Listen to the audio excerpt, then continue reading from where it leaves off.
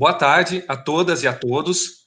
Meu nome é José Renato Galvão, eu sou aluno especial da disciplina Alterciência, vinculada ao programa de pós-graduação de Gestas, da FEFELESH USP.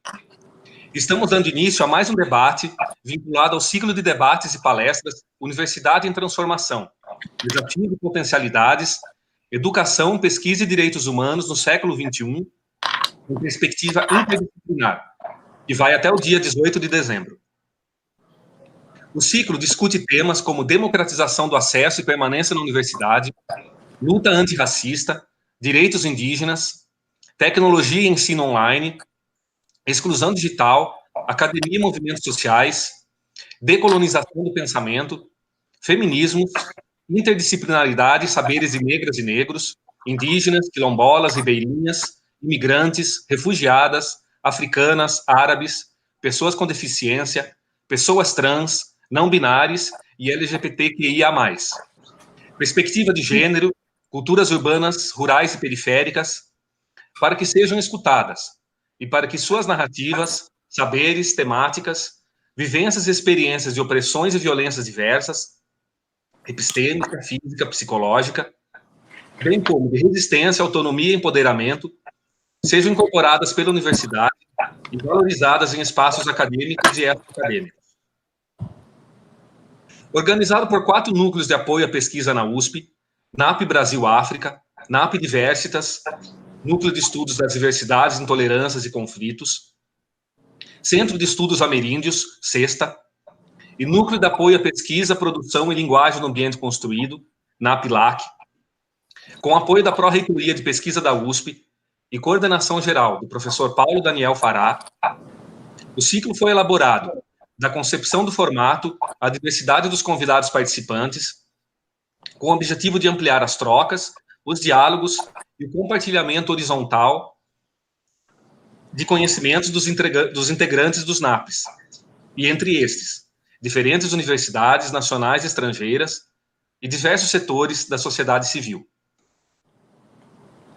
Esse importante debate sobre história oral como instrumento de conhecimento, com a professora Zilda Yokoi e o professor Sérgio Byron, é realizado em parceria com o grupo de pesquisa Alterciência, coordenado pelo professor Arthur Matuque, em mais uma ação conjunta que fortalece a reflexão crítica.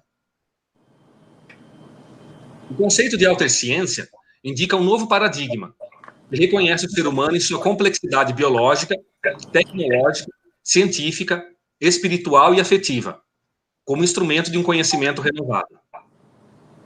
Esta nova área de pesquisa e conhecimento suscitou o planejamento do primeiro Fórum Alterciência, um evento multidisciplinar inédito, aglutinando convidados de diversas áreas do conhecimento que dialogam com o tema e contribuem para a construção do conhecimento altercientífico.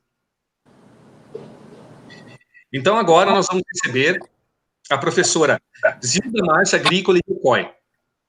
A professora Zilda é mestre e doutora em História Social pela Universidade de São Paulo. É professora titular do Departamento de História da Faculdade de Filosofia, Letras e Ciências Humanas da USP, a FEFELESH, na área de História do Brasil Independente, atuando principalmente na linha de pesquisa História das Relações e dos Movimentos Sociais, e também nos temas da educação, lutas camponesas, políticas públicas, imigração contemporânea, humanidades, direitos e outras legitimidades.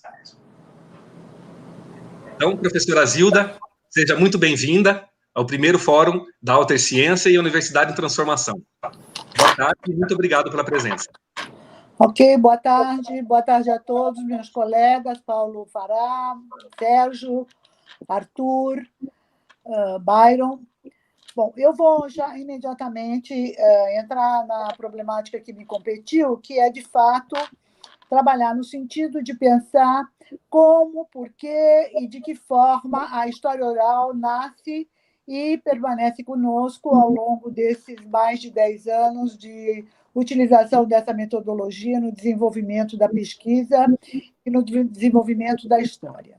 Na verdade, a velha tradição da própria universidade, ao longo de muitas décadas, foi, de fato, trabalhar com a pesquisa consultando a partir dos arquivos públicos, né, todo o processo de constituição da memória e da história brasileira da cidade de São Paulo e da própria universidade. Acontece que, lá pelos anos 70, 80, começou a surgir uma grande indagação entre nós todos, porque a cada momento nós nos defrontávamos cada vez mais com a necessidade de estudar uma história do tempo presente. A história passava a ser agora uma história que se aproximava por meses, por dias, por fenômenos, por lutas políticas. Um tempo em que o movimento estudantil da universidade caminhou nas ruas para questionar e derrotar a ditadura, um tempo em que os docentes passaram, então, a ter como preocupação fundamental a escuta, ouvir os sujeitos naquilo que eram as suas narrativas, né? Evidentemente, nós nos apoiamos bastante numa produção norte-americana, que já usava a história oral há bastante tempo, e também nos nossos inspiradores da França, e passamos, então, a perceber que era absolutamente necessário ouvir os sujeitos, não apenas consultar os documentos, não apenas ir aos arquivos, não apenas pensar a dominação, mas nós tínhamos que ouvir os sujeitos. E, com isso, então, nós abrimos o primeiro laboratório de história oral, com a presença do professor José Carlos Sebe Bomei, que continua sendo um grande estimulador da história oral, um grande professor que trabalha fundamentalmente com a história oral. E, nesse sentido, então, começamos a perceber que os sujeitos da história, sejam eles os do poder, sejam eles os da dominação, sejam os pobres ou os ricos, têm direito à fala. E, quando falam, contam suas histórias que não estão em nenhum acervo durante o processo da sua vida, em nenhum lugar de escuta, quando as pessoas estão vivendo realidades bastante diferenciadas das nossas, né? Essa nossa preocupação, esse nosso debruçamento com a necessidade de ouvir, não é? Ouvir, gravar, né? Ouvir no primeiro momento. Depois, não podemos só ouvir, temos que gravar. Depois, no segundo momento, nós temos que transcrever. Depois, nós temos que cotejar entre a fala e a transcrição, voltar ao narrador e agora verificar se o narrador se reconhece naquilo que virou o documento escrito a partir do seu relato. Então, os procedimentos teóricos e os procedimentos metodológicos cresceram de uma maneira muito importante, não é? Porque não adianta apenas você dizer, olha, está gravado. Não, está gravado, mas não é assim, porque a hora que você transcreve, transforma a narrativa oral em documento escrito, você pode perder a essência da narrativa oral, você pode tentar dar uma arrumação na gramática, na linguagem da pessoa que fala, articular de novo os pensamentos, os parágrafos, e nós chegamos à conclusão que essas intervenções elas tirariam muito daquilo que era o escopo cultural de quem fala, a forma como essa pessoa fala. E nós tínhamos, então, que nos voltar a fazer da nossa escuta, não é? Uma migração entre a língua falada, erudita, e a língua cotidiana. Que duas línguas são essas? Como é que elas se manifestam, etc. E isso nos fez criar, né, um nível de formação para os nossos alunos e para os nossos pesquisadores, né, um nível de formação a entender que a escuta ela precisa não só ter a conexão da linguagem tal como ela se constituiu, mas ela ter também um mergulho na cultura, porque a pessoa fala daquela maneira, como é que a manifestação dos conhecimentos, das dores, dos processos sociais aparecem numa linguagem como essa, como é que eles tentam ocultar as suas mazelas mais difíceis, mais íntimas, como é que eles limpam um pouco o terreno para não contar todos os sofrimentos que têm. Então, passou a ser um momento, então, de, ao fazer a gravação dos relatos, nós tínhamos que, depois, fazer com aquele orador uma conversa íntima, né? Uma conversa íntima. Por que você se referiu assim? Por que você chorou nesse pedaço? Que lembranças te trouxe? E aí, a partir dessas reelaborações do texto para uma incursão na cultura, na memória, nas dores, etc., o campo, não é, de identificação do sujeito que fala se transformou numa coisa absolutamente maravilhosa, porque nós tínhamos que puxar esse material todinho para uma reconstituição daquilo que tinha sido o primeiro movimento de por que escolhemos essa pessoa para fazer sua narrativa, né? Aí, quando você termina esse processo, a escolha da pessoa para a narrativa não precisa mais ser teorizada, ela está gravada naquilo que ficou o relato, o documento, o choro, a lembrança, o sabor, o cheiro, tudo isso começava a aparecer na narrativa de uma maneira muito rica e muito bonita.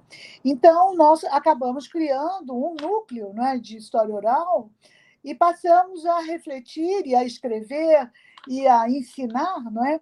Como a história oral trazia para nós outros todo aquele universo de separação entre nós e os sujeitos da fala. Onde são essas pessoas? Onde moram? Onde vivem? Onde você as conheceu? Por que você as trouxe? E, a partir daí, uma conexão muito rica e importante de trocas culturais, né? E uma generosidade da nossa parte necessária para instalar essa pessoa num lugar de fala que fosse um lugar reconhecido como legítimo e como rico e como portador de novas sabedorias, porque essas pessoas vinham trazer para a gente um elo, né, de conexão, onde a fala desse sujeito passava agora a ser qualificadora daqueles que eram os relatos anteriores, a qualificadora daquilo que nós queríamos tratar em relação à população periférica, aos não alfabetizados, aos violados, aos que não tinham moradia adequada, aos que tinham sofredores e dilemas, àqueles que tinham que frequentar hospitais públicos e serem maltratados. Quer dizer, nós tínhamos um monte de problemas ali para resolver, né? Então, com isso, nosso birô de pesquisa acabou virando um local de formulação de teorias do conhecimento a partir de uma relação entre desiguais, né? Os alfabetizados e com direito à palavra e os não alfabetizados também com direito à palavra. Quais as diferenças dessas duas narrativas, como essas formas iam se constituindo em novas formas de entender a relação presente-passado, o centro e a periferia, o erudito e o popular. Esses trabalhos foram muito importantes porque a nossa formação dos pesquisadores ganhou, então, um espaço de organização de materiais icônicos, né? Dessas várias parcerias que foram se formando. Então, as periferias passaram a frequentar os nossos lugares de trabalho, as nossas salas, o nosso auditório, na história, na geografia, e com isso nós começamos, então, a ganhar uma entrada, inclusive de nossos alunos, desses lugares nos vestibulares de História e de Geografia, né? Passavam, então, eles nos conheciam desses encontros e passavam a chegar dizendo, olha, vim fazer o vestibular, passei no vestibular, você me falou, vem fazer História, eu vim, passei. Então, também criou, né, uma confiança entre eles e nós, desse estímulo que a gente estava fazendo para essa moçada vir para cá, e elas estarem, então, chegando com já um reconhecimento do seu saber antes até de passar no vestibular. Bom, também acho que, nesse momento, nós começamos a criar imagens dessa situação. Então, nossos alunos passaram a frequentar esses lugares de morada, a mapear os bairros, a tirar fotografias, a trazer essas imagens, a nos falar quais eram os problemas, a escola, o que a escola tinha, por que a escola não funcionava. E aí eu mesma comecei a fazer uma visita nesses lugares, porque a minha incursão pelas escolas públicas foi sempre muito muito grande, não é? E eu tinha um estímulo muito grande para ir conhecer os professores, levar os materiais, conversar com eles, etc. E aí começamos a criar uma rede mesmo de colaboração, né? O José Carlos falava, nós temos que fazer uma colaboração, né? Colaboração precisa estar conosco o tempo inteiro. Essas coisas nos fazem trabalhar juntos. Não sou eu que estou estimulando, mas eu estou aprendendo. Ao mesmo tempo que eu falo, eu aprendo, eu troco, eu tenho outras formas de compreender essa realidade. E com isso, nós também, então, fizemos um seminário internacional sobre história oral, chamamos colegas de Paris, chamamos colegas dos Estados Unidos, chamamos colegas da América Latina, e fizemos um grande encontro, né, de história oral para formatar mesmo, né, os vários degraus da escolha dessas novas formas de interlocução. A primeira, então, foi, de fato, criar uma metodologia para a transcrição das narrativas e aí a elaboração dos textos segundo os critérios que mantivessem o narrador no seu lugar de fala, sem deslocá-lo para um outro lugar, né? Depois, os vocabulários de articulação entre esses lugares de fala e as necessidades da língua acadêmica, universitária, etc., e como é que essas inserções acabavam se estabelecendo. Então, fizemos glossários, né, de transformação, de trocas, etc. Ao mesmo tempo em que nossos alunos passavam a frequentar esses lugares e a também estabelecer conexão com os professores da rede pública, para que eles permitissem que os alunos fizessem os seus discursos e as suas redações a partir do seu lugar de fala, com tudo aquilo que essa fala tinha de problemas de gramática, passado, presente, para que eles também pudessem agora se debruçar sobre essa forma de dizer e a gente poderia fazer trocas mais amplas, mais estabelecidas. Então, a história oral trouxe da nossa vida, não é?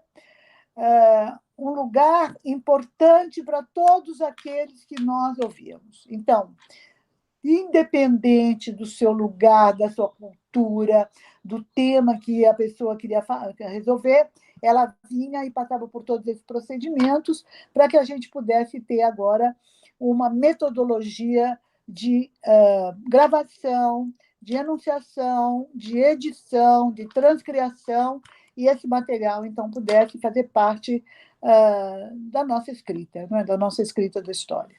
Então, foi muito rico, muito rico. Tivemos coisas incríveis, né? Pessoas que não queriam falar no começo, que depois falavam muito, choravam quando falavam suas histórias.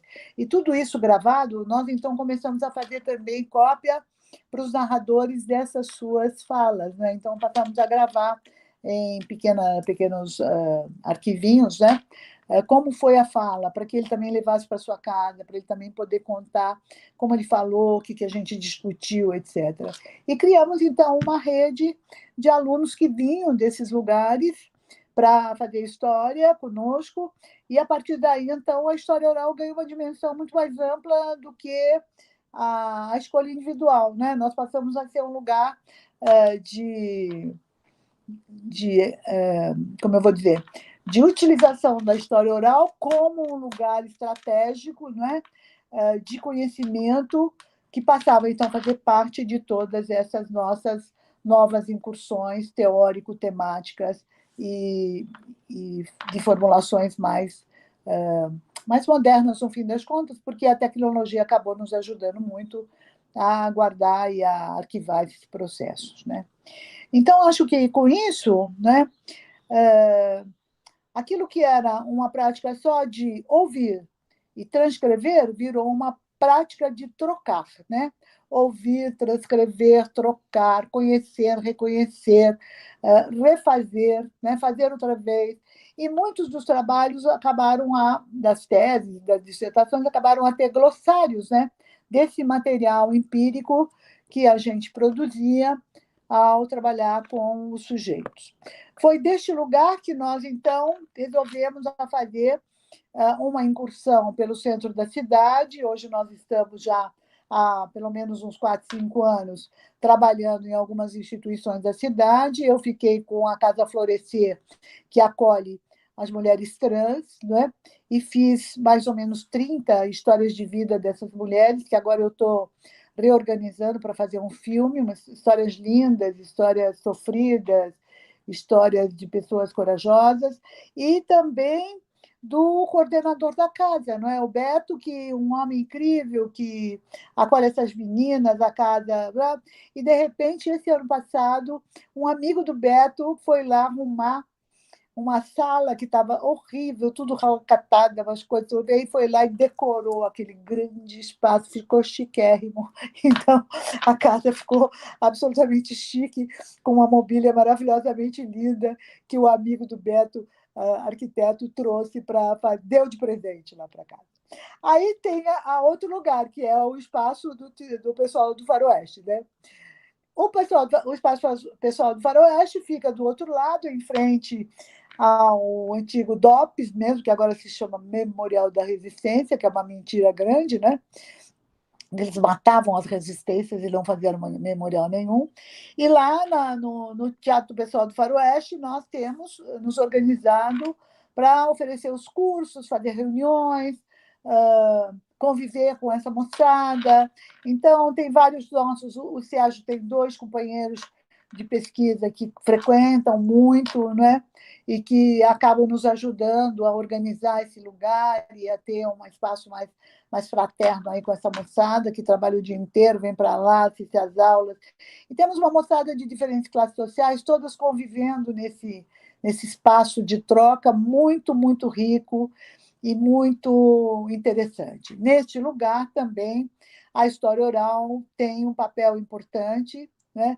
Não só como uma base teórica para que as narrativas possam ser mais ou menos analisadas e estruturadas, mas também como lugar de reflexão para o conjunto daquilo que é efetivamente uma forma, não é, de você sair como estudante de uma escola, de uma universidade, vai para esse lugar, nos encontra, e ao nos encontrar, nós fazemos uma bagunça muito grande na vida das pessoas, porque nós queremos fazer a troca de todos esses sentimentos. E aí conseguimos ter um monte de amigos queridos, né? De professor, de coordenador, de dirigente daquele espaço, de senhoras, de senhores, quer dizer, tudo se fez num amálgama tão grande que a gente agora não quer mais sair de lá, né? Então, a gente não está dando mais nossas aulas lá no nosso núcleo, a gente está dando lá na cidade, ou na Florescer, ou no Teatro do Faroeste. E lá é que tem vida, né? Que tem vida, lá que tem história, lá que tem nosso esforço. E com isso a gente tem, então, feito trocas muito lindas e muito interessantes, de pessoas muito competentes, inclusive, não é? Há pessoas de classe social muito mais elevada que vêm para os nossos cursos e se inserem lá naquele lugar com uma tranquilidade enorme, convivendo, colaborando. Então, nós estamos achando que nós estamos fazendo uma simbiose de trocas culturais e de diferentes setores sociais no reconhecimento de que o estudar, o desvendar, o descobrir, né, é rico de uma maneira incrível para as nossas vivências em diferentes espaços da sociedade. E então nós estamos muito felizes lá. Eu não quero mais sair de lá, eu acho que o Byron também não quer mais sair de lá. A gente quer ficar pouco no Brejo do Butantã, porque o Brejo do Butantã é cada vez mais chato. Então a gente fica circulando nesses espaços com pessoas que a gente vai aprendendo a gostar muito, né? Que nos ajudam a trocar experiências ótimas, que são presentes nas nossas aulas. Os alunos são maravilhosos, eles vêm, eles tocam, eles resolvem os problemas, eles ajudam a gente a arrumar um espaço quando aquele fica pequeno. Quer dizer, a gente tem uma mobilidade ali no centro da cidade muito rica e muito gostosa e que nos faz ganhar muito nessa brincadeira, né? A gente ganha muitos afetos, ganha muito conhecimento e a gente ganha muita expertise também, né? Porque há situações que nos fazem resolver problemas seríssimos do nosso ensinar e do nosso viver também, não é? Então, eu estou muito, muito feliz com isso. Acho que nós temos que escrever mais sobre isso. Eu agora estou fazendo registros mais detalhados e quero escrever, quero que o Sérgio escreva, que a gente depois escreva junto para a gente fazer trocas, porque vai ser muito interessante a gente mostrar como o deslocamento da universidade, do Brejo do Butantã, para o centro nevrálgico da cidade, né, onde está uma multidão de desabrigados, a multidão de crianças nas ruas, a multidão de gente que não tem nenhum direito, né? Nós estamos fazendo uma mexida nesse lugar muito, muito rica, muito interessante, e que a gente precisa de fortalecê-la ainda mais para exigir que o poder público cuide desse pedaço, né? Acabei de escrever um enorme texto para esse Bruno Covas, que agora escreveu que vai acabar com... Como é que é? Ele vai acabar com o Memorial da América Latina, não, ele vai acabar com o... Como que ele falou hoje, gente? Me ajuda a lembrar. Alô, companheiros? Com o... Madonna. Velhinho vai perdendo as palavras. Daqui 2 minutos eu me lembro. Bom, daqui um pouco vou me lembrar, está na manchete dos jornais de hoje, daqui um pouco vocês vão lembrar também. E aí eu escrevi uma longa carta para esse cretino desse homem, a dizer para ele que ele não pode fazer um segundo mandato tão alienado, tão sem relação com nada, que ele que vai andar pela cidade, vai ver a tragédia, vai ver a desgraça, e que ele vai lá resolver, porque ele não pode ser um prefeito pela segunda vez e ficar de 2 de pau lá no gabinete dele, sem fazer absolutamente nada em defesa das pessoas, da cidade, da moralidade pública e da responsabilidade de um fulano que, pela segunda vez, ganha o mandato de prefeito na cidade. Eu tenho uma vergonha enorme que isso aconteça, mas também agora eu vou ficar no pé desse homem o tempo inteiro, escrever uma longa carta, chamei de você vai lá andar na rua, você se vira. Eu não tenho que fazer salamalecos para ele de forma nenhuma, porque ele não cumpriu bem o mandato dele, seguramente não vai cumprir de novo esse mandato se a gente deixar ele quietinho lá, não fazendo nada. Eu agora vou ficar enchendo a paciência de quem me enche a paciência também, porque não vai fazer nada que precisa. Não saiu nunca para ver o que estava acontecendo na cidade, né? É uma coisa vergonhosa. Então é isso. Eu acho que se vocês quiserem me fazer perguntas, se vocês quiserem complementar, eu não sei quanto tempo me deram, eu estou aqui falando bastante já, e eu preciso saber do Eduardo, né? Não é Eduardo. Como ele se chama o menino que está dizendo? O Renato. O Renato, acabou? Corta a minha fala, assim, na hora que acabou. Acabou? Tem mais tempo, professora. Se a senhora quiser, fique à vontade. Eu queria ouvir é sempre muito bem-vindo. Eu queria ouvir meus colegas um pouquinho nesse diálogo, como é que eles pensam que a história oral acaba sendo um mecanismo ou uma expertise para a gente chegar mais perto das pessoas que a gente estuda sobre elas, né? Que a gente vai ouvi-las, que a gente vai conversar com elas e que a gente vai fazer trocas mais contínuas. Vai lá, Sérgio, palpita. Ele fica de microfone vazio, desligado, ó, todo mundo de microfone desligado, ninguém vai falar. Oi, Gilda, tudo bem? Oi. Cadê você? Estou aqui, aguardando, acho que o José vai fazer uma... Sim. Então, primeiramente, agradecer à professora Zilda pelas belíssimas palavras, né, por esses relatos emocionantes que tocam a gente, né, e por isso ela é tão querida na universidade, em todos os lugares por onde ela passa, né, e agradecer de coração mesmo a sua presença, professora. Imagina, minha obrigação moral, tenho que estar presente sempre. Aliás, eu estou metida nisso até a cabeça, não é não? Então, foi um prazer para mim. Eu só queria ouvir o Sérgio, queria ouvir o Arthur, queria ouvir o Paulo, o que eles pensam das coisas que eu falei, só um pouquinho. Sim, o pessoal no chat também está adorando, mandando muitas mensagens, viu? Que bom. Então, nós vamos dar prosseguimento ao encontro, recebendo o professor Sérgio Byron. O professor Sérgio é da Escola de Comunicações e Artes da USP, participa da coordenação do Diversitas e trabalha em parceria com comunidades afro-brasileiras indígenas há 17 anos. Então, professor Sérgio, o senhor seja muito bem-vindo, né? O senhor vai falar sobre conhecimento e linguagem com a gente, dialogar com a professora Zilda e com os demais professores que estão aqui presentes. Muito obrigado. Muito bem, José, eu agradeço o convite. Quanto tempo eu tenho? Nós combinamos 20 minutos, 25, é isso? Uns 30 minutos, professor. Tá bom, tudo bem. Ótimo. Bom, então, é um prazer enorme falar, né, primeiro ouvir a Zilda, evidentemente, né, uma parceira de tantos anos, já décadas, na verdade, né, e foi quem, inclusive, me aproximou do SEB, né, conheci o SEB nesse contexto que a Zilda descrevia há pouco, da criação do grupo de história oral, né, dos trabalhos todos, que dentre eles a Zilda participou de alguns, e assim por diante, fez vários outros trabalhos, mas eu sempre coloco de uma maneira muito feliz assim a lembrança do trabalho junto com a Zilda, que foi o famoso Diadorim, quer dizer, baseado sobretudo na história oral, né, da região ABC, centralizada em Diadema, né, pesquisas enormes que a Zilda fez lá durante muitos anos. E, bom, para mim é um prazer enorme estar aqui. Eu sempre estou tentando, sempre buscando um diálogo com a história oral, né, em nível teórico, metodológico e assim por diante, né? Eu estou ouvindo um eco da minha voz, eu não sei se tem algum som ligado, mas bom. Acho que o meu está ligado. Peraí, Sérgio, pode ser que seja o meu, um minutinho.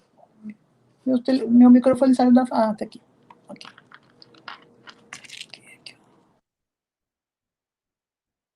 Perfeito. Então, eu queria começar fazendo uma relação, aproveitando a fala da Zilda, né, a partir das questões defendidas pela história oral. Também, portanto, a grande interlocução que eu tive com a história oral, em termos pessoais, assim, foi com a Zilda e foi com o SEB, o professor José Carlos SEB. Eu já recomendaria dois textos, inclusive, do SEB, que eu gosto muito, né? Os Novos Rumos da História Oral, o Caso Brasileiro, que é um artigo publicado na Revista de História, de 2006,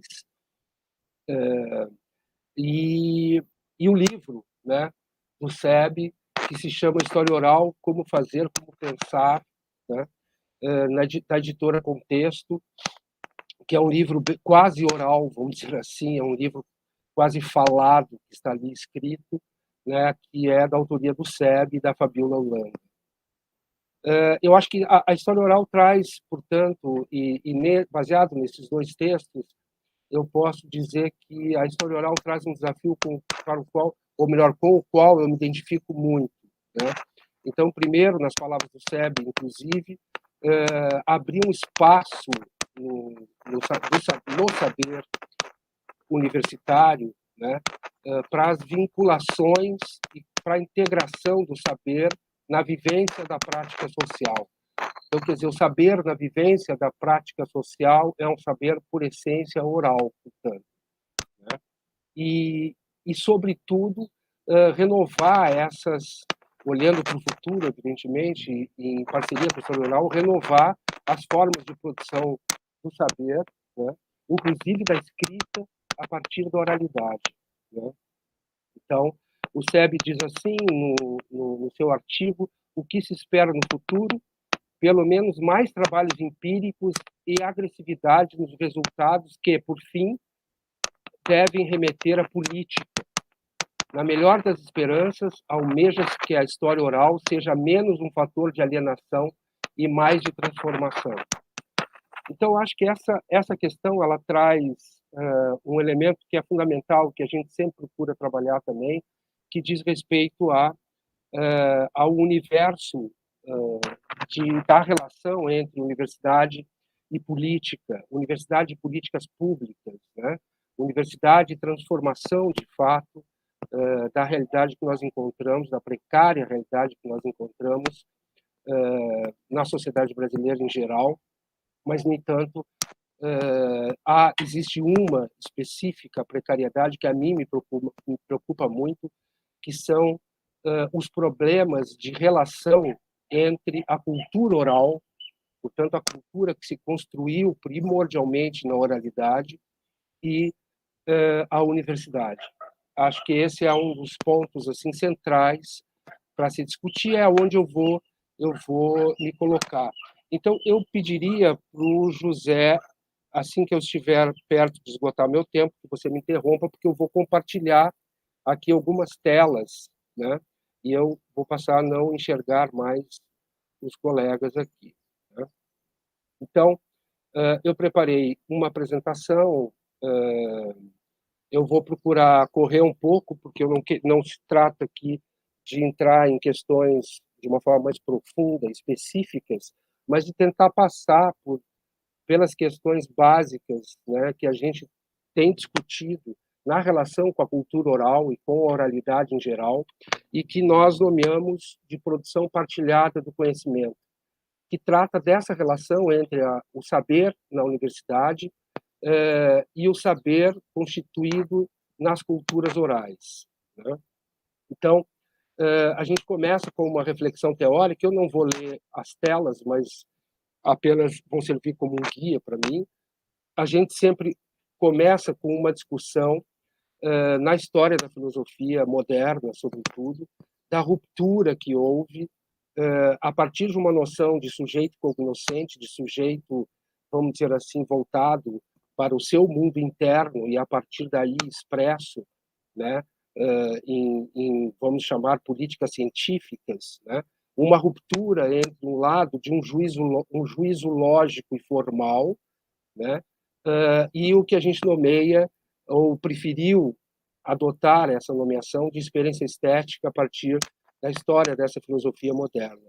A experiência estética como um conceito que agrega a percepção ou expressão sensível do mundo, tentando criar aqui uma síntese para uma definição sintética para esse conceito, né? Quer dizer, e isso acontece, essa ruptura acontece exatamente no momento de ascensão da racionalidade científica, de um processo, portanto, de construção de um método que, na medida em que vai acontecendo a partir dos séculos XVII, XVIII, XIX, ele vai se afastando do saber oral como um saber, vamos dizer assim, avalizado frente ao pensamento acadêmico, né? Então, a oralidade ela só se presta, de certa maneira, no meio acadêmico quando fundamentada em referências científicas textuais, né? E nós somos, ainda hoje, uma consequência desse caminho histórico, né? E, portanto, não há o que se fazer, quer dizer, não se trata de uma questão de romper com essa relação, sob hipótese alguma, muito pelo contrário, mas sim a gente começar um questionamento sobre a inserção, a partilha, né, na produção do conhecimento com a forma de ser das expressividades orais. Então, a gente parte desse princípio. Por sinal, eu pus aqui uma referência de um texto que eu publiquei num livro que a Zilda Yokoi coordenou, que se chama A Escrita do Historiador, né? Um texto intitulado Experiência Estética e Produção do Conhecimento, onde eu procuro discutir um pouco mais, a partir de um diálogo com Peter Burke, os detalhes dessa relação. Então, essa divisão entre, de um lado, um processo de racionalidade que vai construindo um método científico que afasta a oralidade, né, como algo de fato avalizado para interpretar o mundo, avalizado academicamente, eu digo, né? E, de outro lado, portanto, um saber senso comum, um saber que é tratado de uma maneira como um referencial, né, comum, portanto, impossível de alcançar a cientificidade. Esse mecanismo, esse caminho, vamos dizer assim, por um lado, acirrou e acabou propagando as instituições científicas construídas em cima do texto, a partir do texto, né? O texto, como eu digo, metodologicamente proposto. E, por outro lado, acabou envolvendo e desenvolvendo uma disciplina de metodologia científica que trouxe uma normatização, né, que no século XVII começa a acontecer como referência às ciências da natureza, mas que, de certa maneira, durante muito tempo, vai ser a grande referência, durante muitos séculos, vai ser a grande referência de verdade, inclusive, científica, que nós vamos enfrentar, né? Então, a gente traz aqui alguns princípios, de certa maneira, que a gente chama de histórico, princípios históricos, enunciados históricos e filosófico-teóricos para discutir essa questão. Em primeiro lugar, a gente parte do princípio de que o saber oral é tão importante e profundo quanto o saber acadêmico de tradição metodológico-científica. Em segundo lugar, tal como o SEB, com a Zilda, a gente acredita na produção partilhada do conhecimento, de que a gente pode, de fato, transformar a universidade trazendo esse conhecimento oral, seja pela história oral, que já começou a trabalhar nessa aproximação de uma reconstrução dos fatos a partir das narrativas, né, dos interlocutores que eram, enfim, passavam por um momento todo de interação com quem estava fazendo a pesquisa, e depois eram produzidos livros importantes. O SEB tem livros importantes sobre a questão das prostitutas brasileiras, né, em Portugal, sobre a Guerra Civil Espanhola, sobre os Guarani Kaiowá, né? Quer dizer, enfim, tem uma série de trabalhos publicados em livros cuja fonte primeira foi a história oral, e a metodologia, a teoria usada seguiu a história oral, né? Então, portanto, esses princípios, eu estou super sintetizando, eles propõem, esses enunciados, melhor, histórico-filosófico, eles propõem as seguintes itens, né, as seguintes questões. Em primeiro lugar, a inserção, a gente tem que abrir espaço na universidade para a inserção da experiência estética no interior das pesquisas científicas. E por experiência estética aqui, eu vou tentar mostrar quais foram as experiências que nós tivemos. Eu estou tentando buscar um conceito na história da filosofia e, evidentemente, a relação que teve a partir da história da filosofia com inúmeras ciências, como a história da cultura, como a antropologia visual, entre outros, né?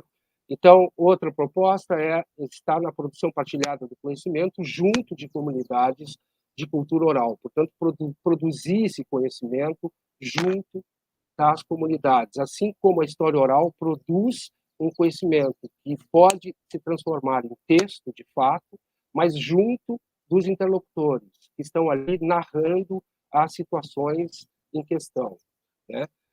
Uma questão que nós começamos a explorar, eu vou mostrar rapidamente também para vocês, é o desenvolvimento de ambientes digitais, de ambientes com tecnologia, tanto audiovisuais quanto o que nós nomeamos de hipermídia, que, em tese, possibilitam a interlocução de uma forma mais profícua entre esses saberes, né?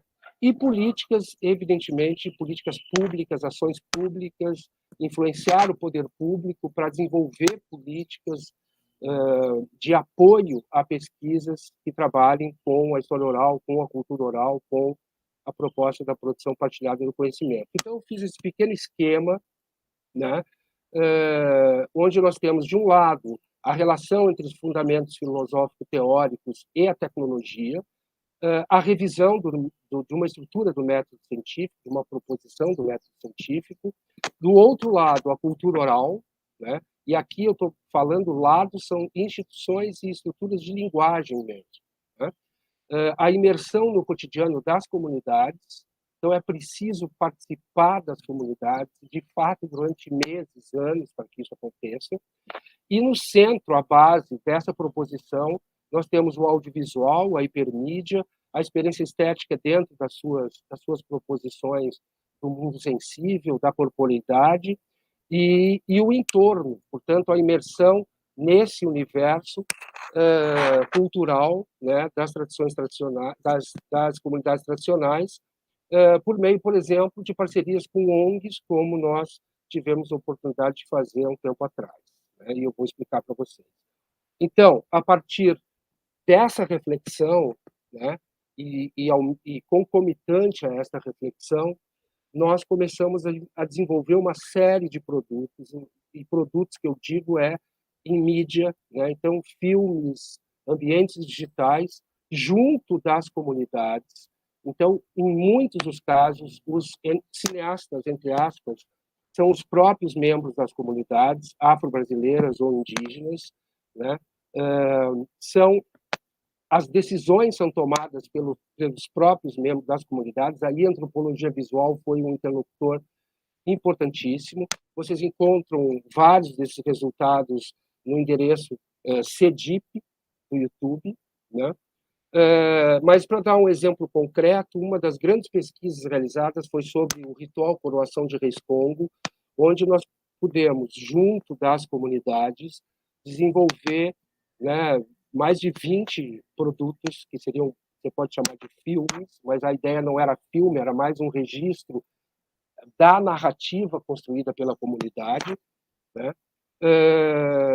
Sobre a coroação de Reis Congo, então, em Minas Gerais, no Brasil, em Cuba, no Uruguai, enfim, né? No contexto afro-atlântico, vamos dizer assim, como que esse ritual, a partir do Reino do Congo, de uma Banza Congo, ele se espalha para as Américas em função, evidentemente, das populações negras que vão para inúmeros países, como a gente sabe, né? E a coroação de Reis Congo ainda está viva no Brasil e é um ritual importantíssimo, mas, enfim, não é o caso aqui discutir a coroação de reis, e sim destacar que foram vários produtos desenvolvidos junto das comunidades, a maioria deles está naquele endereço do YouTube.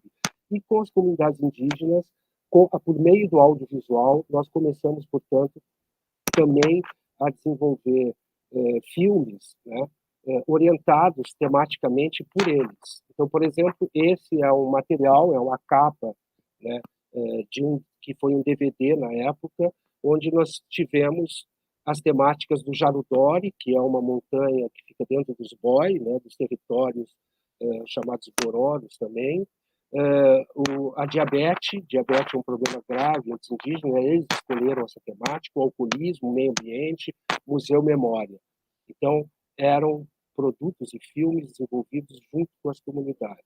Nós tivemos também o filme do Janaru, né, o povo que veio do fundo do rio, que também está na íntegra na internet, e que também esse foi muito curioso, porque esse trabalho, porque os Chavantes e os Boi ajudaram o Janaru, que é Inã, a construir, a montar o filme, né? Mas o Caio Lazanel fez um trabalho aqui, fez o doutorado dele inteirinho, inclusive, associado a esse projeto. Então, e sim, ainda nesses dois campos, então, a partir da coroação de Reis Congo, nós tivemos uma hipermídia construída onde, com uns 20 filmes que eu citei há pouco, onde os links dentro dos filmes eram orientados pelas comunidades. Então, a própria pessoa, a dona Lica, por exemplo, dizia, olha, quando aparece comida no meu filme, no filme que eu estou narrando, quando aparece a comida do ritual, liga com a comida lá do filme do Zé Meia-Noite, por exemplo, né? Ou quando aparece a escolha da rainha, liga com a escolha da rainha Conga do filme que fala dos bianos. Então, os links entre os filmes eram desenvolvidos pelas comunidades. E um outro ambiente interativo a partir dos Boi, né, que foi uma experiência muito interessante também. O Paulinho Kadojeba, que é um Boi, um Bororo, fez um filme, né, que é nomeado de Boi era o Quirereu, que é a grande tradição Bororo, né, sobre o ritual fúnebre Bororo. Né? Então, nós pegamos o filme que o Paulinho filmou, montou. Esse filme foi a orientação da criação de um ambiente digital, onde tínhamos fotos tiradas pelas comunidades e partes do texto do Sérgio Sato, que fez um mestrado sobre o filme do Paulinho. Então, na verdade, no mesmo ambiente, nós tínhamos uma narrativa audiovisual de uma pessoa da comunidade de Meruri, né, dos Boi. Nós tínhamos fotografias tiradas pela comunidade e por também alguns estudantes, e o texto, né? Portanto, você navega nesse ambiente, você tem esses conhecimentos convivendo e um apoiando o outro, né? Então, eu vou seguir um pouco mais rápido. como geralmente se dá esse procedimento de produção partilhada. A base é o audiovisual, né, evidentemente, por um motivo muito concreto para nós. O audiovisual é o que possibilita a narrativa da comunidade oral de se apresentar de uma maneira profunda, pelo menos em nível midiático, vamos generalizar assim, de se apresentar de uma maneira profunda em relação às formas de vida, em relação ao conhecimento do mundo que detém aquela comunidade. Essa que é a questão. Né? Então, assim, nesse sentido, o audiovisual está para bem além do texto. Apesar de nós termos autores importantíssimos hoje, como o Krenak, né, e vários outros que estão, A Queda do Céu, né, Copenau, e vários outros que estão escrevendo cada vez mais, e é importantíssimo que tenhamos cada vez mais livros, né, de autoria de pessoas da cultura oral, mas nós temos também que entender que o principal elemento midiático que possibilita essa cultura de aparecer e de ser socializada, inclusive, né, está no audiovisual, porque o audiovisual traz a voz, traz a imagem, traz o corpo, traz a vibração, traz uma série de elementos, mais ainda se for feito por eles. Né? Todo o processo segue um caminho metodológico, e aí é da antropologia visual, né, que é a reflexividade. Né? Então, por exemplo, aqui eu tenho cenas, né, do pessoal da Coroação de Reis Congo, é uma montagem, né, que eu vou só mostrar, quer dizer, são momentos em que nós estamos mostrando partes da pesquisa para inúmeras comunidades, né? Todas elas, evidentemente, participaram das filmagens, e aqui elas estão participando da montagem. Então, esse processo de reflexividade pela cultura oral é fundamental. É fundamental. Né? Nós tivemos também uma série de participações das comunidades orais na universidade. Então, rituais, né? Rituais que eles faziam, aqui no caso estão fazendo na ECA, né? Que nós usamos um laboratório, os Chavantes, montando os filmes, né? Os filmes, os que eu citei anteriormente, do alcoolismo, diabetes, Jarudó e assim por diante. Essa é uma cena de nós mostrando montagens na aldeia, no Sangradouro, né? E, inclusive, rituais dentro da universidade, né? Como o ritual Chavante, ritual da cura no Pátio do Relógio, né? Dentro da USP. Então, essa relação entre rituais, tanto entre a universidade e a comunidade de tradição oral, quanto entre as próprias comunidades orais, no caso dos indígenas, por exemplo, é fundamental. Aqui, nós, num desses eventos, conseguimos, né, por milagre, assim, conseguimos transportar 25 indígenas chavantes, e tinham alguns bororos também, boi, para a aldeia do Rio Silveiras, Guarani. Fomos recebidos lá pelo Carlos Papai e pela, né, Cristina Itaquá, e que foi um encontro muito interessante, porque uma troca, inclusive, de como usar o audiovisual. Já estou finalizando. Atualmente, nós estamos desenvolvendo um projeto Bacaro na aldeia Meruri, né,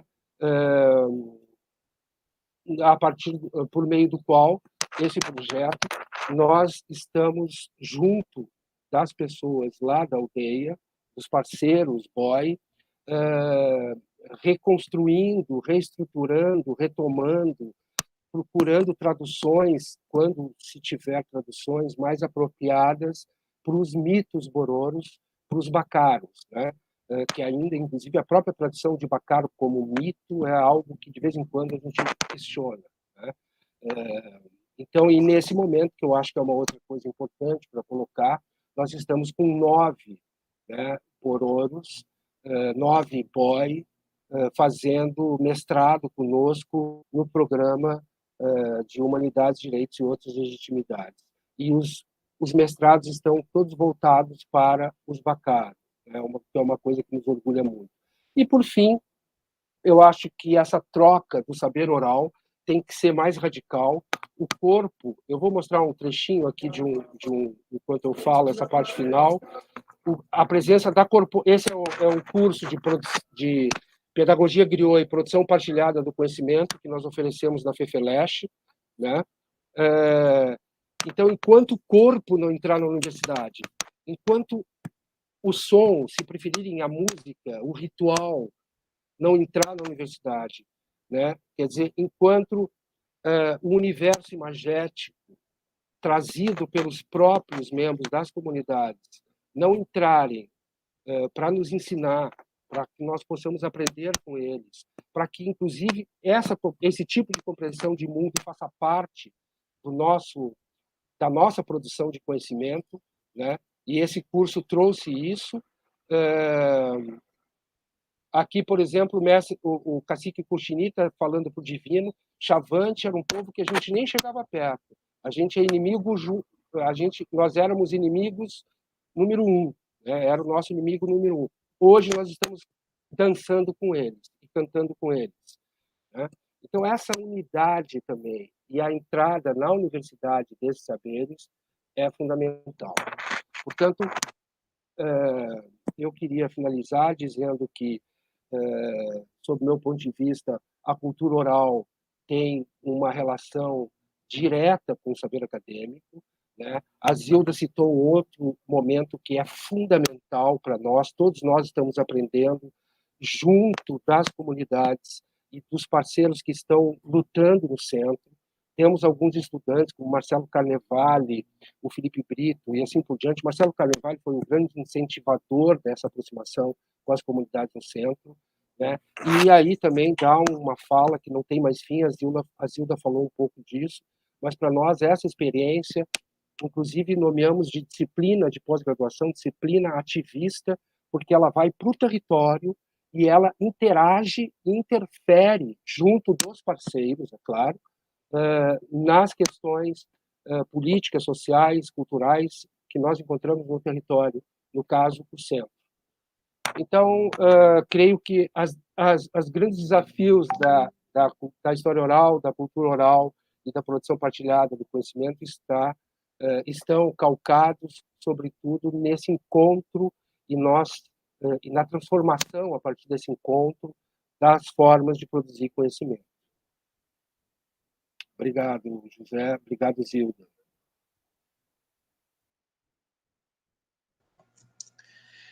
Muito obrigado, professor Sérgio. Excelente apresentação. E eu gostaria de chamar o professor Arthur, né, como a professora Zilda falou, para dizer algumas palavras, porque como a gente viu na apresentação do professor Sérgio, não é, a gente tem aí experiência estética, né, produção partilhada do conhecimento, ambientes digitais e ações políticas. Ou seja, todas essas questões fazem parte das nossas discussões na disciplina Alterciência, que é vinculada ao Diverstas, né, como todos sabemos, e então eu acredito que tenha vários pontos em comum, não é, professor Arthur? O senhor gostaria de falar alguma coisa a respeito?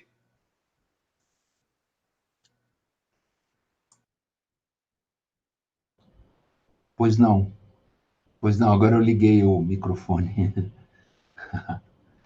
Não, obrigado por me dar a palavra um pouquinho. Eu achei extraordinário tanto a fala da professora Zilda como a fala do professor Byron, né?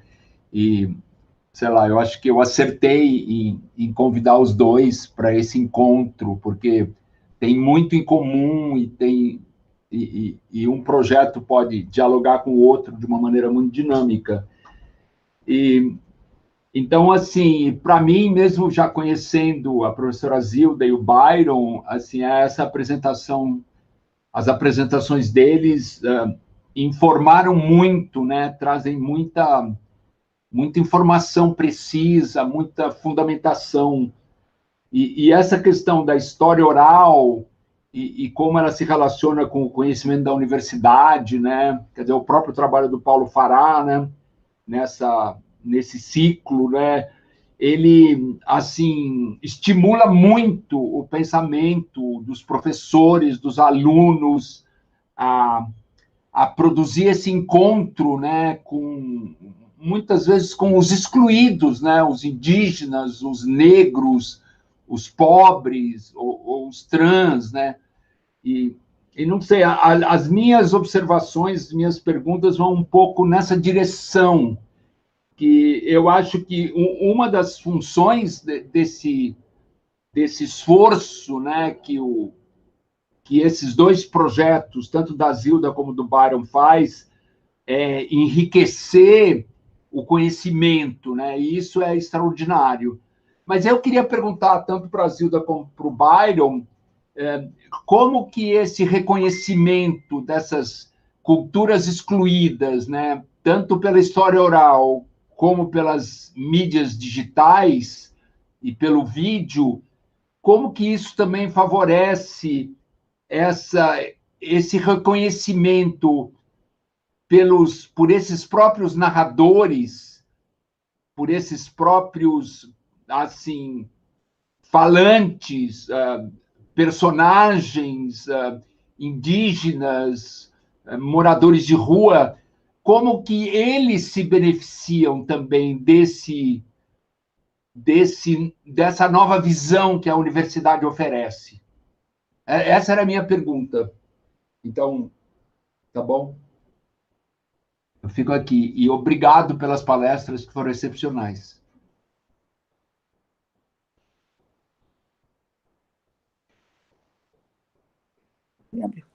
Eu vou falar um pouquinho com o Arthur, enquanto o Sérgio descansa um pouco. Eu penso, Arthur, que duas coisas muito sérias aconteceram, né? Lá na nossa experiência. A primeira vez que nós chamamos as pessoas para estar conosco e contar um pouco a sua vida, a sua história, foi uma experiência tão difícil, tão traumática, porque as pessoas começavam a falar e começavam a chorar compulsivamente, assim, e eu fiquei desesperada, não sabia nem o que eu fazia. Aí eu resolvi entrar no meio dessas narrativas e contar um pouco das minhas experiências tristes também no meio do caminho, né? Então, foi uma coisa muito louca, porque a primeira vez que eu ousei fazer uma coisa dessa, a mulher estava dizendo que ela tinha uma criança, né? Que essa criança ficava o dia todo na rua, era uma criança muito pequena, tinha um irmão mais velho, mas o irmão não queria brincar com o menino mais novo, e essa criança foi acidentada e ficou muito, muito, muito, muito prejudicada. Então, essa mulher começou a chorar loucamente quando contar essa história, né? Aí eu contei para ela um pouco da minha história, né? Falei, olha, às vezes a vida traz um problema tão grave, tão difícil, tão sofrido, né? Você não estava junto o tempo inteiro, você não tinha ninguém para te ajudar, teu filho adolescente também não queria, também era um direito dele, mais ou menos, tal. E essa sua criança teve esse acidente tão grave, mas vejam lá, olha só, ela se recuperou, né? Ficou um problema de uma perna mais curta, ficou um problema de não sei o quê. Mas olha para mim, a minha vida foi exatamente a mesma igual, né? Eu peguei essa poliomielite, eu era muito pequena, tinha 1 ano e 2 meses, tinha começado a andar, né? E o meu corpo teve que ir sofrendo várias intervenções para que essa dificuldade não se transformasse numa dificuldade grande demais. Então, contei várias coisas para ela. Quanto tempo eu ficava internada, que eu chorava, que a cama era muito alta, que eu caía da cama, que uma noite passei de bruço embaixo da cama, fiquei uma noite inteira, contei vários dramas para ela. Aí ela falou assim, mas como que você consegue contar essa coisa e dar risada? Eu falei, mas sabe o que é? Ou a gente aprende a dar risada de sofrimento, ou a gente morre com esse sofrimento matando o coração da gente, né?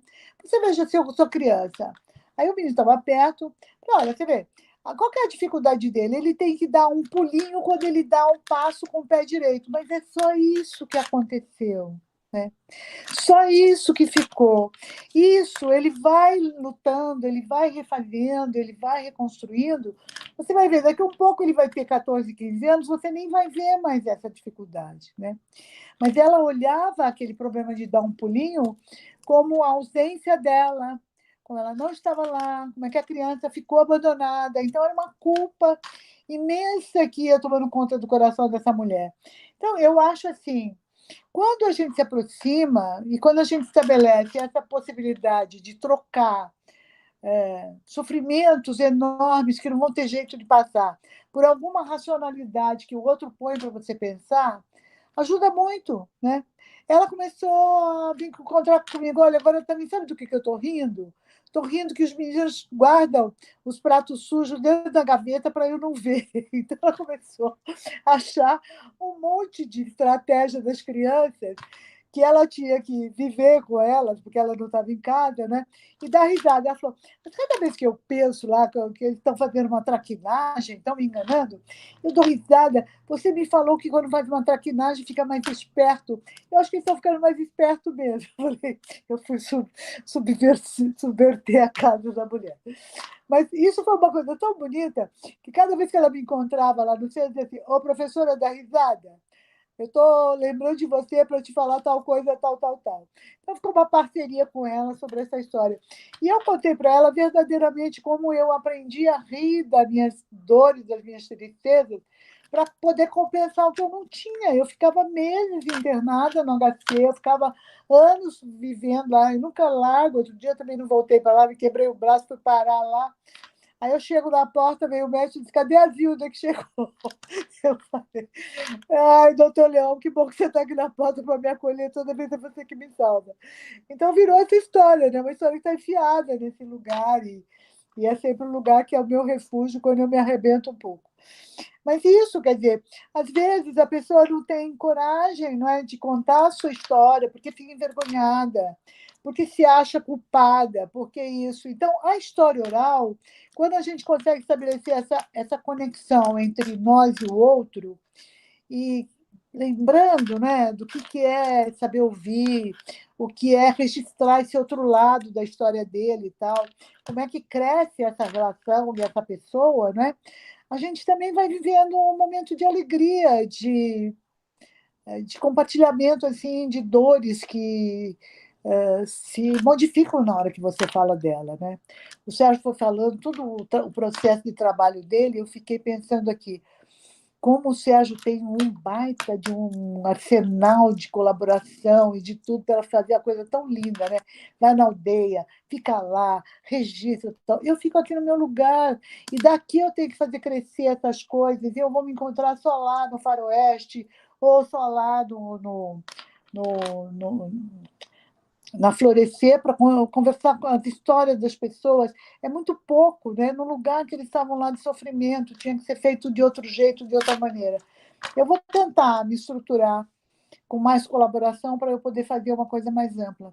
Mas eu acho que já esse exercício de fazer a pessoa recontar a sua história a partir de alguma coisa que ela também pode rir da experiência ridícula ou perceber que o sofrimento não foi tão grande assim, que houve uma possibilidade de modificação, ajuda, mas é muito mais rico fazer como o Sérgio faz, né? Porque você transforma mesmo a relação do outro na conversa com o conjunto das pessoas que estão juntas, e isso é muito mais eficaz do que só ficar com o professor conversando de história. Mas eu aprendi muito com o Sérgio, sempre aprendo muito com o Sérgio. O Sérgio me fala cada coisa que eu tenho que fazer tudo de novo que eu estou fazendo, que não está tão bom. Precisa arrumar. Então lá vou eu de novo, atrás de você. Uma hora você tem que vir me ajudar a fazer as coisas também. Mas é isso, é muito rico esse nosso diálogo, né? Essa forma como a gente vai ouvindo, trazendo de volta, fazendo de novo, ganhando uma outra compreensão do outro e ajudando o outro também a ganhar uma outra compreensão de si mesmo, né? Eu acho muito gostoso. E eu me ajuda muito, porque eu ainda tenho dentro de mim várias coisas, né, da minha trajetória sofrida, de ter um corpo todo retalhado pelo caminho, né? Mas eu também vou dando risada, entendeu? Então, aí pronto, aí passa, acabou, né? O meu neto outro dia falou assim, vovó, tá doendo muito o seu braço? Eu comecei a rir. Ele falou, não está doendo mais, ela já está dando risada. Você imagina como a história da dor e do riso vai entrando na família, vai fazendo outros percursos, né? É isso, é isso. Eu acho que a gente ganha muito nessa troca, né? A gente ganha muito em humanidade mesmo, em troca de saberes. Eu acho que essa alternância que você fala tanto, viu, Arthur? ela faz o nosso movimento intelectual virar um movimento humanitário, né? Eu acho que isso que é uma coisa muito rica e que você também tem nos ensinado várias coisas nessa direção. A gente aqui aprende com todo mundo. Eu depois quero escutar o Paulo, que está lá no cantinho. Eu nem consigo enxergar de pé direito, que ele está lá no cantinho. Depois você fala um pouco, Paulinho.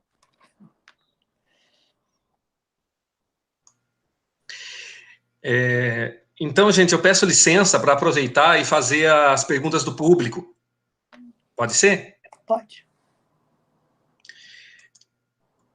Então, muitos comentários, viu, gente? Muitos comentários, né? Contentes com a fala da universidade, não é? A universidade valorizando os saberes da tradição oral. Então, isso é muito positivo. Tá? A Leni Souza, ela tem duas perguntas. A primeira para a professora Zilda, se o texto que ela enviou ao prefeito Bruno Covas está público. Eu penso que sim, mas eu não sei para onde ele foi a hora que eu dei a entrada. Eu pedi para estar pronto com o meu nome, tinha que escolher isso, né? Tá lá. Eu preciso achar onde ele está, porque na hora que eu dei o clique, ele saiu de perto de mim e não procurei, porque eu já estava aqui atrasada com vocês. Mas está lá, tá pedido que seja com minha assinatura e com minha fotografia. Obrigado, professora. E a Leni também pergunta, de forma geral, ela faz um comentário. No contexto acadêmico, é esperado do aluno a produção de conhecimento através da escrita acadêmica. E como valorizar a fala desse aluno não somente como um meio de comunicação, mas uma forma de saber. E aí eu gostaria de já fazer mais duas perguntas aqui, e aí acho que a gente pode reunir num bloco. Né? A Etno Eduque pergunta, citando Amadou Hampâté Bâ, em África, cada ancião que morre é uma biblioteca que se queima. Como, então, tentar recuperar essas sabedorias diante da morte de anciãos, especialmente com a pandemia? E, por último, a questão da Marília Librandi. Como falar da oralidade na forma escrita de um livro? E quais os desafios para essa transcrição? Agradecemos pelas perguntas e agradecemos também muito a presença de pessoas de várias localidades do país, né, desde o Acre até Florianópolis, Paraná, interior de São Paulo. Muito obrigado a todos e a todas. Meu querido, a Marília, essa é uma pergunta da Marília para nós, é isso? Sim, sim. Ok, tá bom. É uma pergunta. Eu vou responder para ela. Por favor, fiquem à vontade, então. Bom, então, Marília, olha só. Quando eu acabei organizando o livro A Escrita da História, aquele livro que a gente fez lá a partir da presença da Emília Viotti, nesse momento que estava tudo direitinho, né? Depois teve tantos problemas na nossa vida que piorou. Mas foi exatamente nessa direção, né? Ao ouvir, por isso que eu disse tanto que a gente ouve, depois a gente ouve de novo, depois a gente vai lá transcria, depois a gente... Ao ouvir, você começa a perceber que tem palavras que dariam outro sentido para aquilo que foi dito na gravação pelo sujeito, né? Por quê? Porque a hora que ele começa a fazer uma narrativa, lembrando de como é cada coisa, porque nós estamos pedindo para ele rememorar, para a gente poder fazer a anotação de como ele está falando agora, ele começa a fazer um outro percurso, um outro caminho, né? E nesse outro caminho, as explicações ficam mais esclarecidas, eu penso. E foi muito rico isso para mim, porque, como a gente estava fazendo a transcrição, né, e não a transcriação da narrativa, a gente perdia muita coisa. E aí, então, nós começamos a fazer essa coisa de checagem, né? Então, transcrevemos, aí vamos ouvir de novo. Aí vamos ver o que não está dito. Muita coisa não estava dita na hora que a gente faz a transcrição, né? Porque já disse uma vez, já cortou, já ficou... Sabe essa coisa que você vai limpando o texto? Quando não é para limpar o texto, é para você reordenar o texto a partir da narrativa oral, né? Então, eu acho que com isso nós conseguimos ganhar uma precisão melhor daquilo que é a fala efetiva de quem está contando a história. Agora, em alguns casos, o próprio narrador não queria que a gente fizesse uma nova anotação a partir do que ele falava numa segunda vez. Então, não, agora eu já falei de um jeito que eu não quero mudar. Eu já falei de uma maneira que eu compreendi naquele momento. Então, também a gente respeitou isso, né? Então, acho que você tem uma narrativa que é o primeiro movimento que o depoente dá para aquilo que foi a gravação dele, a fala dele gravada, né? Já tem nuances aí. Depois você tem um segundo movimento onde ele quer acrescentar coisas, e aí ele pede licença para acrescentar e a gente permite.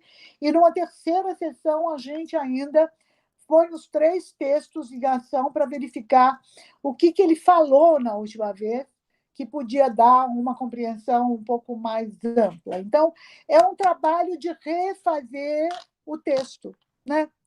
É refazer o texto. Ouve, faz, vai de novo, vai de novo, vai de novo. E alguns ficaram muito bravos, porque fez uma frase lá que era meio estranha, e eu mesma pedi para cortar a frase. Aí, nossa, esse senhor ficou muito louco comigo. Ele falou, como assim você tira a minha frase?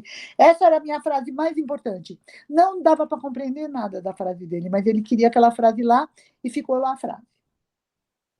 Então, assim, você tem que ir adequando também ao que a criatura quer. Porque quando a gente começou a operar, a gente era muito invasivo, eu acho, né? Essa palavra não está boa, essa isso, essa aquilo. Aí, a hora que eles tiveram que voltar e ouvir de novo e tal, eles começaram a reivindicar a sua palavra. E a gente percebeu que, em alguns casos, era necessário aceitar isso, porque a pessoa se sentiu muito ofendida de ter tirado um pedaço que ela falou, que era o pedaço mais importante que ela queria, que a gente fez de outra maneira. E as pessoas ficaram bravas, ficaram muito bravas, queriam romper com a gente falou, não, você pode ir, agora está claro, você quer que fique assim, fica assim, ficou assim, pronto. Né? Em prejuízo de uma linguagem gramaticalmente colocada correta, um sentimento, entrou o sentimento. Né? Acho que é isso. Eu acho que não sei, acho que eu respondi também para a Leni, não é? Com essa minha fala, não é? Pergunte a ela se está bem para ela.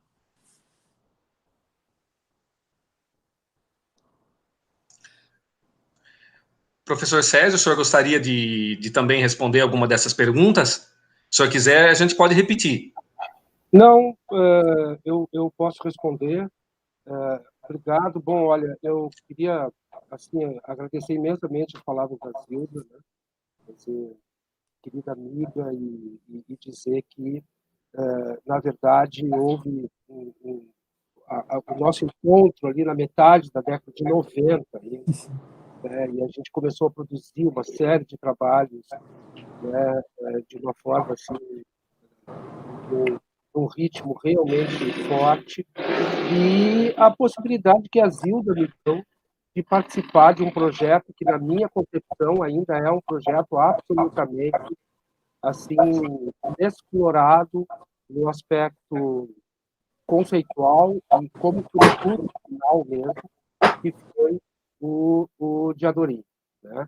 E onde a construção toda foi um diálogo com a oralidade coordenado pela Zilda. Né? Esse foi o trabalho que eu... Acho que o melhor trabalho que eu fiz da minha vida foi esse. Porque foi tudo, né? Foi escrever a narrativa, foi fazer a construção do personagem, foi criar o personagem, foi trabalhar cada lugar. Eu gosto demais desse trabalho. E você, meu amigo, que me ajudou tanto. Imagina, Zilda, eu segui os passos ali que você já tinha construído em várias pesquisas, foram dezenas de mestrados, doutorados, acho que mais de 30 teses, né, e dissertações, foi que mesmo. Formadas em contos e que, numa troca contínua com professoras da escola pública, junto dos alunos, que, enfim, foi um trabalho coletivo, e o resultado como socialização, e aí eu já começo respondendo um pouco as questões, quer dizer, a grande questão, a mim me parece, que está no fundo disso, uma delas é que condições que nós temos de socializar o que nós produzimos na universidade, em parceria com as comunidades, né? Como é que nós socializamos esse saber? Por exemplo, para a educação, por exemplo, como material, né, de produção de conhecimento, para a sociedade civil em geral. Então, acho que essa é uma das questões assim, fulcrais aí. Né? Em relação à pergunta da minha querida, né, amada, a companheira linda, amada companheira Marília, eu acho que essa questão é uma questão que a gente vem, de fato, trabalhando há bastante tempo. Em primeiro lugar, a questão, eu digo, da relação entre cultura oral na forma escrita. Né? Em primeiro lugar, eu acho que nós estamos construindo saídas, construindo caminhos para isso. Né? Acho que o livro A Queda do Céu, do Copenau, do Bruce Alves, é uma marca incrível, assim, nessa transposição de uma cultura oral e Yanomami para um texto escrito, né? A partir de um diálogo, de um antropólogo, e um diálogo de dezenas e dezenas de anos que ele tem. Né? Então, acho que aí a força do texto está também calcada na força da relação que ele tem, né, com Copenau. E primeiro que eu acredito que textos com este caminho, um caminho de onde eu consigo construir uma interpretação universal a partir, no caso, de um conceito, de uma ideia, de um princípio Yanomami, né? Quer dizer, a queda do céu virou quase que, tem uma frases e frases que viraram quase que, né, uma orientação para a nossa compreensão do que é o futuro, do que nós estamos fazendo hoje com o planeta, do que, enfim, tem textos ali que são profundamente filosóficos, como serem essenciais. Da mesma forma, o Krenak, né? E é interessante o caso do Krenak, porque ele manda empurrar o céu. Exato. Os livros todos do Krenak são publicações de falas, né?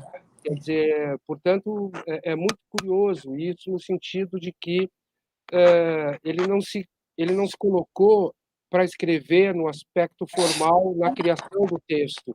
Ele fala, e o ritmo da fala acaba sendo fundamental para a gente compreender e ficar mais perto, né, do texto. Então, eu acho que experiências como essas são fundamentais. Só que eu lembro sempre que a tradição escrita, mal ou bem, já tem um lugar. Né? Ela tem um lugar institucional, ela tem um lugar de reconhecimento institucional, aqui eu estou falando, por favor. Né? A tradição oral não tem.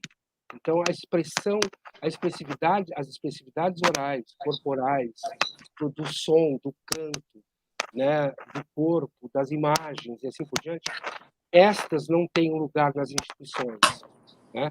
É muito previsível até e oportuno, e tomara que seja isso, um caminho de abertura do meio acadêmico por meio dessas publicações em texto. Provavelmente é o que está começando a acontecer, né? E está ótimo se for assim. Mas a gente pode tentar acelerar também no caminho das questões ligadas ao corpo, à imagem, ao som e assim por diante. E para isso, só para concluir, tem uma questão que a Zilda lembrou e que a Marília, evidente, é a nossa grande referência hoje, que é a escuta. Né? Quer dizer, todo o processo de relação com a oralidade é um processo não de observação, mas de uma escuta que interage, de uma escuta que aprende e, a partir disso, passa a interagir com a comunidade oral, construindo um saber, mas primeiro tem que escutar, primeiro tem que perceber o outro, né? Viver ali aquela interação, muito antes de chegar a qualquer conclusão. Né? E aí sim, eu acho que a produção partilhada, eu até já comecei a ensaiar uma ideia de escuta desarmada, a escuta desarmada de conceitos, né? Desarmada ótimo, de ideias e de pré-requisitos. Ô, Sérgio, só uma partezinho aí na coisa do Krenak, né? Eu fiquei tão louca quando ele veio contar a história de que a gente pode empurrar um pouquinho o céu para cima quando ele está muito pesado na nossa cabeça. Aí eu estava tendo uma crise forte. Aí falei para um amigo, falei, nossa, o céu está pesando na minha cabeça. Ele falou, se a gente der risada, melhora? Eu falei, capaz. Se a gente beber uma cerveja, melhora? Capaz. E aí fomos indo. De repente, eu cheguei na escola e falei para todo mundo, eu consegui levantar o céu, mas não foi sozinha. Tinha um monte de ajuda no meio do caminho. Que foi a coisa mais linda, porque ele falou de um jeito tão bonito aquele dia, que eu até chorei na hora que ele falou, nossa, quando tiver um céu muito pesado, você respira forte, vai devagarzinho, empurra um pouquinho que vai começar a ar de novo. Era assim a fala dele. Eu adoro esse homem maravilhoso, né? Que é uma coisa impressionante. Então é isso, dá para levantar o céu também se a gente tiver colaboração, né? Se a gente tiver troca, se a gente puder junto levantar o céu um pouquinho também, que é bem bacana. Sérgio, fiquei muito feliz, viu, de tudo que você falou hoje, de como você colocou de novo essas questões tão importantes. Acho que eu aprendo um monte com você sempre. E, companheiro, seguinte, vamos seguir, né? Tenho que começar a fazer de novo agora. Esse pedaço a gente já fez. Agora vamos criar um outro céu por aí afora. Sim. Nós temos mais uma rodada de perguntas. Temos condições de fazer? Você que é dono do tempo, como que nós vamos saber? Sim. Então vamos. É que tem outros chefes aqui que não estão aparecendo. Então vamos lá. Aqui nós temos um comentário da Shanti Binta. Como seria precioso se os currículos escolares fossem construídos a partir das histórias e narrativas das comunidades de entorno? E aí ela faz uma pergunta. Quais considerações devem ser feitas sobre o papel da escuta nesta produção e criação de saberes? Aí temos também uma pergunta da Lilian Amaral. Como a oralidade é tratada no campo da memória e da museologia contemporânea? E como a sociomuseologia ou o Museu do Território pode valorizar o relato, a narrativa oral como patrimônio, pró-comum? E, por último, uma pergunta do professor Arthur Matucci. O vídeo é certamente um instrumento extraordinário para recuperar imagens, diálogos e vozes. Mas o vídeo também interrompe a fala, a escuta, o encontro? Então, temos essas perguntas para fechar esse bloco. Eu vou começar pela do Arthur, tá bom? O Arthur, eu penso que não. Porque se nós estamos fazendo o uso do gravador para refazer o percurso do texto de depoimento do sujeito, né? A gente não pode, em hipótese nenhuma, não deixar o gravador aberto o tempo inteiro, né? Porque essa fala ela terá que ser reelaborada a partir daquilo que foi, na leitura do texto que nós fizemos a partir do que ele falou, né? Uma crítica radical às questões sensíveis que estavam no texto e que nós não demos conta porque ficamos atrás da palavra escrita, né? Então, acho que a experiência que nós fizemos foi muito rica nisso, né? Porque tu grava, transcreve, aí você lê para o outro, e o outro diz, bom, mas não é mais o meu texto, né? E aí o outro vai te dizer, vamos ouvir o meu texto junto para que eu encontre o que você não pôs? E aí é uma experiência incrível, como você, na lógica de fazer a racionalidade do texto escrito, tira elementos que o outro colocou de uma maneira absolutamente espontânea, mas que estava lá presente porque ele queria que aquilo aparecesse lá, né? E a gente tira porque a gente não tinha essa noção. Então, é muito incrível, porque o trabalho mais delicado é você refazer a leitura do texto a partir da segunda mensagem, onde ele vai dizer o que está faltando do texto dele, do que ele queria ter falado, e aquilo que a gente insistiu para ele puxar mais o emocional, para ele puxar mais a sua subjetividade. É um trabalho muito rico. É bem demorado, não é fácil, mas é tão interessante quando a gente consegue um acordo nessa direção e a pessoa se sente feliz porque o que ela queria que tivesse na narrativa está lá de novo, né? Então, eu achei muito lindo. Mas ela falou que demora um cão de tanto, não pode ter pressa. Esse aí não pode ter pressa. Tem que ser devagarzinho mesmo. Sérgio, o que você acha? Não, eu acho o seguinte, eu concordo plenamente com você, quer dizer, eu acho que tem uma coisa que é muito interessante no caso do audiovisual nas comunidades orais, que é assim, que eu acho que tem um pouco a ver com essa questão que o Arthur trouxe, que é assim, o tempo da filmagem, o tempo, vamos dizer assim, de registro da ação é o tempo do cotidiano.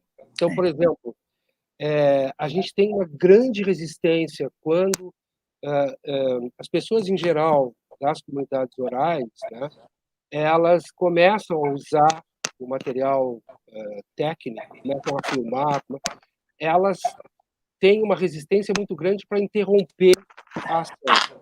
E a montagem é um problema gravíssimo, porque a antropologia visual discutiu muito isso. Nós temos filmes e filmes de antropologia visual, por exemplo, que a câmera é ligada 8 horas, 6 horas, que é o tempo que uma pessoa leva para fazer uma cesta.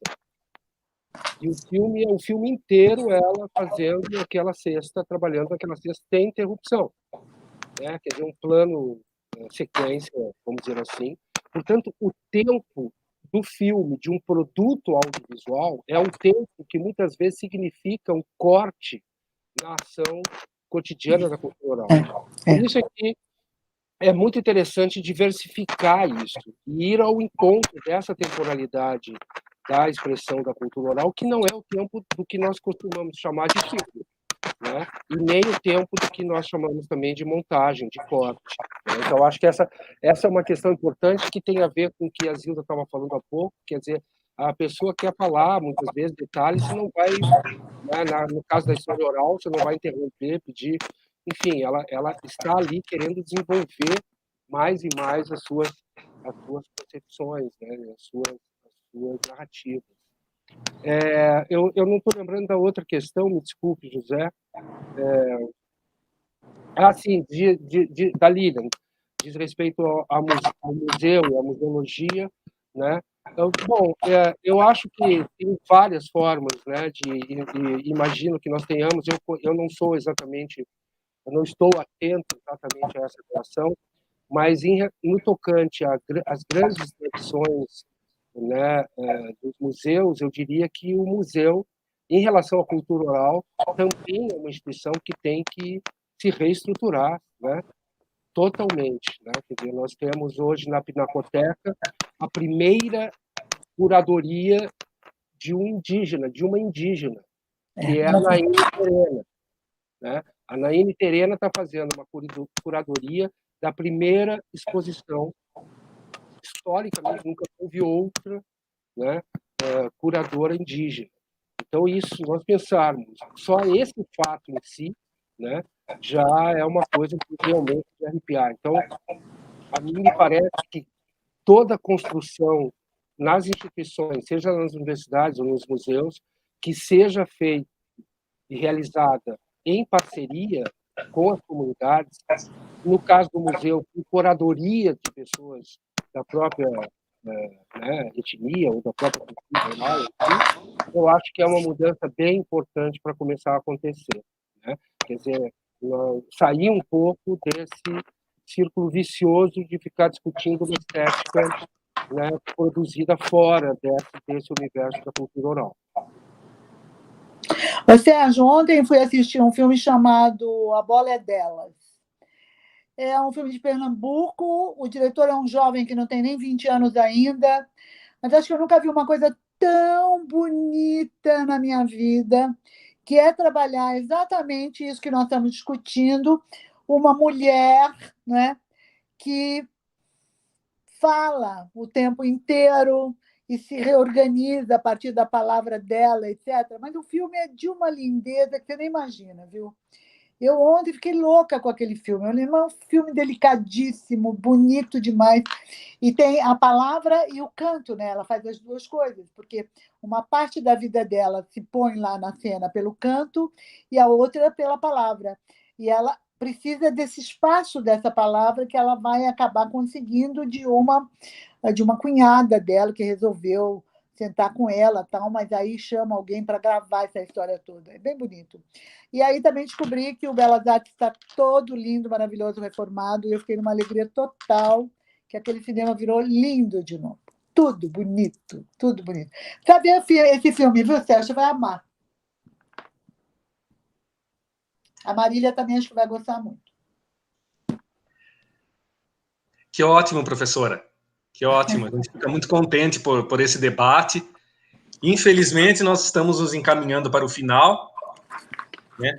E eu gostaria de deixar um recado aqui, que amanhã, no dia 2 de dezembro, às 13h30, 1h30 da tarde, haverá a terceira aula do curso Diálogos Interculturais, Migração e Mobilidade, sobre culturas e movimento, ampliando as pesquisas em modos virtuais. Tá? E então pedimos a quem não se inscreveu ainda que se inscreva no canal da Universidade em Transformação, para receber todas as notificações dos próximos eventos e aulas desse excelente curso. E gostaria de passar então a palavra ao professor Paulo Fará, né, para fazer as suas considerações. E, infelizmente, né, mais uma vez, estamos encaminhando para o final desse riquíssimo debate. Obrigada. Você é muito generoso, José. Eu queria, vocês me ouvem bem? Tudo bem? Eu queria só agradecer muitíssimo a Zilda, o Byron, por essa partilha de conhecimento, né, tão importante para a gente. Então, não resisti aqui, abrir o microfone para fazer esse agradecimento, essa caminhada conjunta no Diversas, no programa de pós-graduação em Humanidade, Direitos e Outras Legitimidades, no ciclo, em tantos caminhos que tenho certeza de que vão se consolidar cada vez mais na transformação da universidade e no entendimento de que transformar a universidade é transformar a sociedade também. Queria agradecer ao José Renato pela mediação, Arthur Matucci pela parceria, sempre bom fazer parceria com o Arthur. Queria agradecer a equipe técnica, né, o Danilo, o Orlando, o Israel e toda a equipe técnica que tem nos apoiado a cada dia nesses debates. E só falar muito brevemente, assim, também palpitar muito brevemente, de um lado, como foi bom ministrar a disciplina com vocês, Hilda, no semestre passado, e com o Arthur, né, Linguagens da Sobrevivência, foi maravilhoso, espero que em breve a gente possa ministrar outras disciplinas. Vamos repetir, né? Foi ótimo, eu também amei ficar com vocês, foi ótimo. Foi muito bom. E só deixar uma recomendação para os que têm interesse em estudos africanos, né, o Djibril Tamsir Niani e o Amadou Rampateba, aqui citado. Do Amadou Rampateba, eu recomendo o Amkulelo Menino Fula. Eu acho que é uma obra primorosa, a autobiografia dele, na qual ele mostra como é totalmente possível deitar a oralidade no papel. Eu vi que havia uma pergunta sobre como fazer essa relação entre oralidade e escrita, e acho que o Amadou Rampateba, que tem um texto de teoria no História Geral da África, mais teórico e mais sistematizado, mas tem outras obras e tem a sua autobiografia, Mkulelo Menino Fula, que é um primor desse exercício de relação entre oralidade e escrita. Ele mostra que não há paradoxo, que é possível sim haver essa convivência, como ela acontece já há muitos séculos na África, na Península Arábica. E aí deixo um testemunho muito breve, que é o prazer que é a gente poder ir a uma cidade, a uma aldeia africana, seja no Sudão, no Chad, no Mali, no Egito, e poder passar algum tempo ali e ouvir esses mestres da tradição oral, ouvir o Ural e o Hakawat, o Farba, o Griot, dependendo da sociedade, esse mestre da transmissão oral, o quanto a gente aprende, né, e o quanto isso se fixa na nossa memória, no nosso coração, nos nossos sentimentos, e como é um aprendizado que traz também afeto conjuntamente. Então, só agradecer mais uma vez, eu acho que é um tema fundamental e concordo com vocês plenamente de que a universidade deve continuar a se abrir cada vez mais para a história oral, para a oralidade, para culturas orais. Então, Muito obrigado aí por essa oportunidade de ouvi-los e aprender com vocês.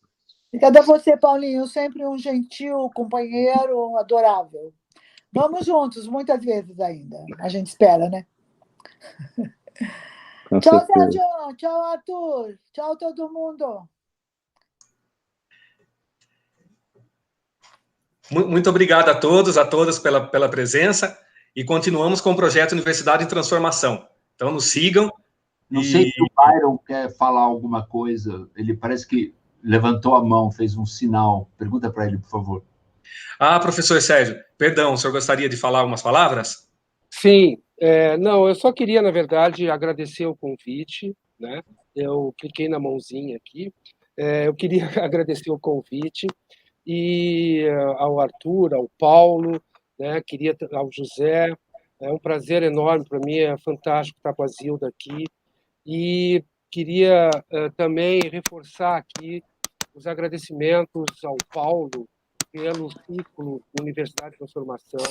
Eu acho que é um evento assim que, de fato, aponta caminhos profundos de transformação da universidade.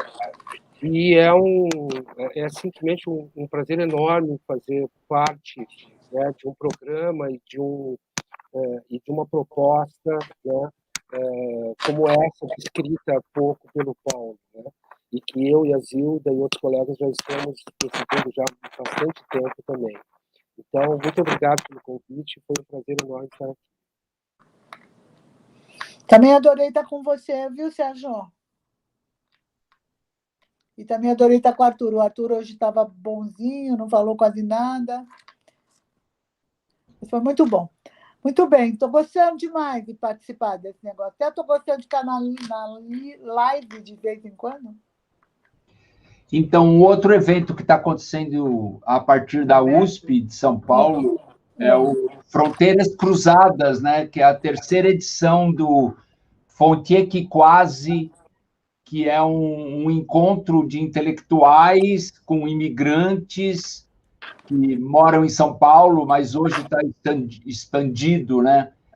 Então, fiquem atentos ao site, às mensagens e aos eventos do Fronteiras Cruzadas. Tá bom.